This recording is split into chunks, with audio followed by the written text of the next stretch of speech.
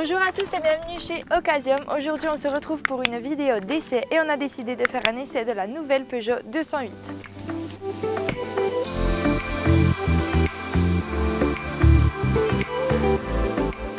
On va faire l'essai de cette Peugeot 208. Ici on est sur un modèle en finition allure, une version diesel 100 chevaux avec une boîte manuelle à 6 rapports. Donc comme toutes les 208, on retrouve le fameux feu en forme de croc de lion inauguré par la Peugeot 508. On a la technologie Peugeot LED, on est sur un coloris gris foncé. On a des jantes alliage 16 pouces. À l'arrière, on a les feux 3 griffes. Et donc on rappelle que cette voiture a été élue voiture de l'année 2020. Avant d'emmener cette 208 sur les routes, on vous laisse découvrir un petit peu l'intérieur. Donc ici on est sur une sellerie trimatière avec des surpiqûres vertes. On a également des décorations vertes au niveau des porte-avant qu'on verra juste après. Au niveau de la banquette arrière, c'est rabattable en 2 tiers, 1 tiers avec les trappes situées sur le côté. Et donc, si on passe à l'avant du véhicule, comme je le disais, on a des décorations vertes ici au niveau de la porte. On a en face, derrière le volant plutôt, un écran numérique de 3,5 pouces et enfin un écran 7 pouces tactile au milieu sur lequel on aura accès aux différentes fonctionnalités dont les aides à la conduite qu'on va découvrir pendant qu'on roulera. Donc nous voici au volant de cette Peugeot 208. Je rappelle qu'on est sur une finition allure diesel en 100 chevaux. Donc j'ai une boîte manuelle, je me mets sur la une pour démarrer, j'ai enlevé le frein de stationnement et donc le frein de stationnement inclut une aide au démarrage en pente, ce qui fait que là pour sortir de ma place où je suis garée en montée, j'ai pas spécialement besoin d'appuyer fort sur l'accélérateur. En fait le véhicule ne bouge pas, il ne recule pas. Ça simplifie la vie surtout quand vous sortez d'une place ou si jamais vous êtes à un feu rouge en montée, c'est quand même plus facile et c'est plus sécurisant pour les personnes qui sont derrière vous. Donc on démarre cet essai de la Peugeot 208, donc on peut dire qu'on est sur une route plutôt agglomération, mais là on est plutôt en sortie d'un petit village.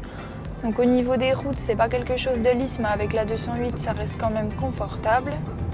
Je suis sur une boîte manuelle qui est assez fluide, donc on n'a pas forcément de difficulté à passer les vitesses. On est sur une bonne boîte, 6 rapports. Donc, ce qui est plus agréable quand vous faites de la route hors agglomération. Donc, je rappelle que cette voiture dispose de la reconnaissance, je dis que cette voiture dispose de la reconnaissance des panneaux de signalisation. Donc là, je suis sur une route hors agglomération. Et si par exemple, je sais pas, j'ai pas vu le panneau, je peux tout simplement regarder l'instrumentation qui est en face de moi. J'ai un panneau 80, donc je sais qu'ici c'est limité à 80 km/h. Au niveau des options, donc comme j'ai dit, on a la reconnaissance des panneaux de signalisation, mais on a également le régulateur limiteur de vitesse. Donc c'est la petite manette qui est située à gauche du volant. Et vous pouvez aller sur la chaîne YouTube AutoJM pour découvrir un petit peu comment fonctionne le régulateur de vitesse. On vous mettra le lien dans la description. En ce qui concerne la conduite, on est dans un modèle Peugeot. Au niveau des modèles Peugeot, on a quand même des voitures qui sont relativement confortables.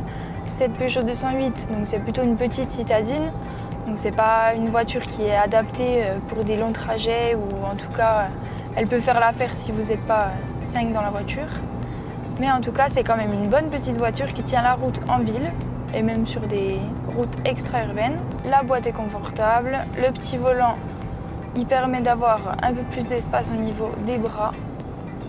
Il est plutôt léger donc facile à manier. Et au niveau de l'instrumentation numérique, on a toutes les informations qu'on veut puisqu'elle est personnalisable. Ce qui fait que voilà, là j'ai la limitation de vitesse, je peux voir le niveau d'essence, etc. Et puis c'est quand même plus moderne, ce côté numérique. Dans cette 208, donc en finition allure, on a également le sélecteur de mode de conduite qui se trouve donc juste ici derrière le frein de stationnement électrique. Et donc dans ce modèle, on peut mettre le mode de conduite normal, mais on a également le mode de conduite éco qui vous permet d'adapter votre vitesse, etc. pour consommer un petit peu moins. Et au niveau des aides à la conduite, on a l'aide au stationnement arrière, donc qui comprend caméra de recul et aide sonore. Et on va voir tout de suite ce que ça donne. Pour stationner, j'enclenche la marche arrière, donc là je suis sur une boîte manuelle, donc je lève ici et je me mets sur la position R.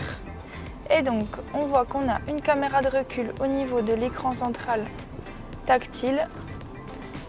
Et ce qui est bien, c'est que les lignes suivent un petit peu la direction du véhicule pour vous aider à stationner dans la place correctement. Donc hop, l'aide sonore s'est mise en route, je suis stationnée, je peux descendre du véhicule.